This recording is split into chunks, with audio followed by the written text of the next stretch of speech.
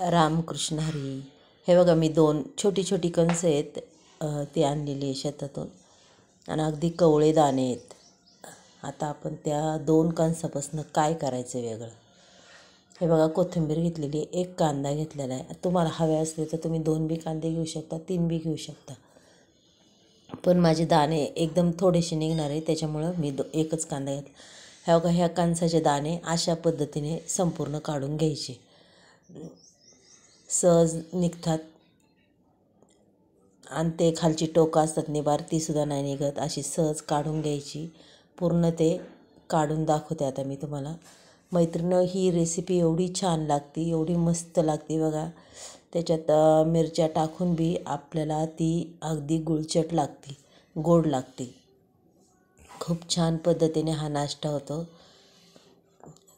हे बघा, मी आता हे संपूर्ण वाटून घेणार आहे बारीक करून. मिक्सरच्या ह्याच्यात मी चिरून घेतलेलं आहे. हे बघा, याच्यात लसूण टाकलेलं आहे, कारण की आपल्याला वाटून घ्यायचं ना. लसूण टाकलेलं आहे आणि त्याच्यात 4 मिरच्या टाकणार आहे हिरव्या. पूर्ण आपण ह्या 4 मिरच्या त्याच्यात टाकून देऊया आणि थोडंसं आल्याचा तुकडा बी टाकूया आपण. जिरं बी टाकूया.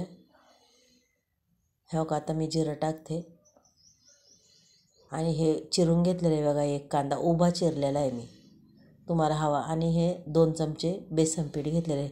त्याला तांदळाचं पीठ बी लागतं. आणि ही पात घेतलेली आहे कांद्याची, ही आपल्याला छानपैकी चिरून घ्यायची आहे. आणि आता हे पूर्ण मी वाटून घेते.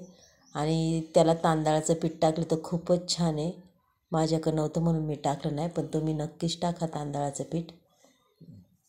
हे संपूर्ण दाणे मी त्याच्यात आता टाकून घेते मिक्सरच्या बाउलमध्ये. बघा, मी वाटून घेतलेलं आहे. आता कांदा हा टाकून घेते त्याच्यात आणि संपूर्ण धुवून घेतलेलं आहे स्वच्छ. अगदी कांदा खुल्ला करायचा आपल्याला पूर्ण. एवढी छान लागते ना ही. ह्याचे मी आता मस्तपैकी पकोडे बनवणार आहे बघा. खूप सुंदर होतात हे पकोडे म्हणा, भजी म्हणा, तुम्ही म्हणसान ते. हे बघा, मस्तपैकी अगदी पातळ कांदा उभ्या साईजने कट केला, कोथिंबीर आणि ती पात मी टाकून देते त्याच्यात.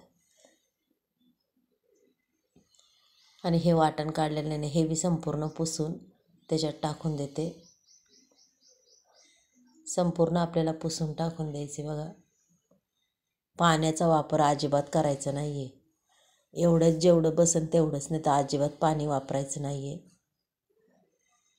1 थेंबी मी कारण की वाटणारा बी अजिबात पाणी नव्हतं टाकलं आणि आत्ता बी नाही आहे. हे बेसन पीठ मी टाकते. याच्यातलं काही बेसन पीठ बी ठेवणार आहे मी तसंच.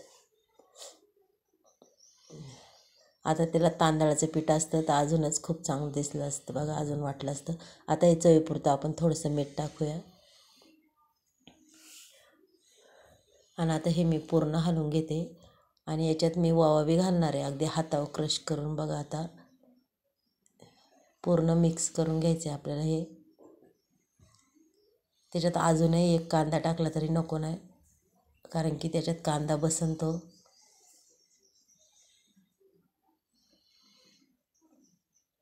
हे बघा, थोडासा ओवा टाकलेला आहे. ओव्याने कसं म्हणजे मस्तपैकी सुगंध सुटतो. आणि नकळत सोडा टाकलेला आहे, नकळत टाकला, जास्त बी टाकलं नाही.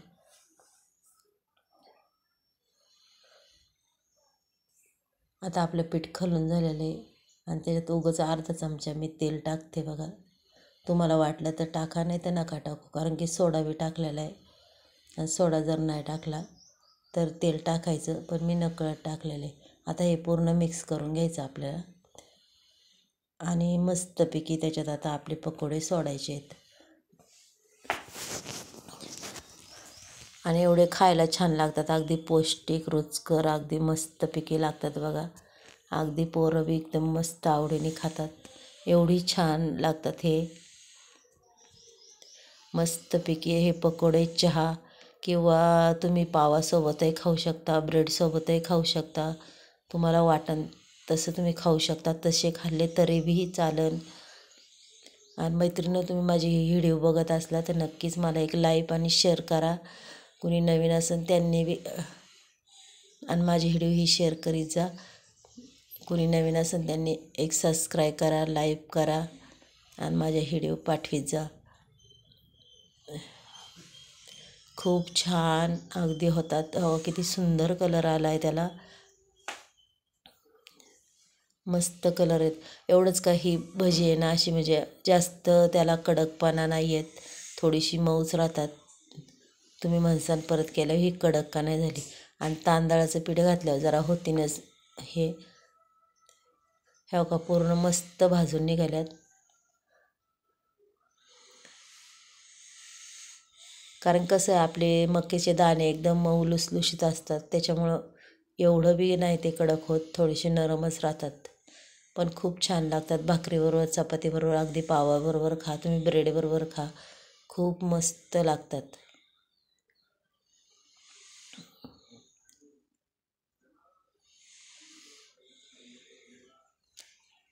अगदी छान, एकदम मस्त झालेली आहेत बघा.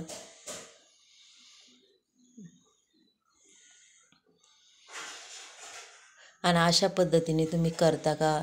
अशा पद्धतीने तुम्ही भजी करता का? याच्यापासून अनेक प्रकार करू शकतो आपण.